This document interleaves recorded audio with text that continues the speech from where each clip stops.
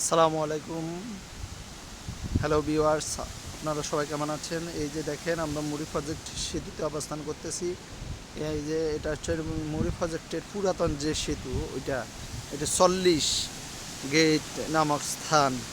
এপাশে আমন বোরো ধানের জন্য মানুষ পানি আবদ্ধ করে রাখছে এই 40 গেটের মাধ্যমে। এরপর যখন আপনার এদিকে পানি ভরাট হয়ে যাবে, বন্যা বা দুর্ঘটনা, বন্যা কবলিত জনগণকে বন্যামুক্ত করার জন্য এবং পানি কমানোর জন্য সুইচগুলা যখন ডাউন করে দেওয়া হয়, এই 40 গেটের ডাকনাগুলা যখন ডাউন করে দেওয়া হয়, তখন এই পানিগুলা এ পাশে অবস্থান করে।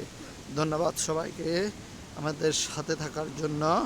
সবাই আমাদের চ্যানেলটিকে লাইক করে বেল আইকন চেপে সাথে থাকুন। ধন্যবাদ সবাই।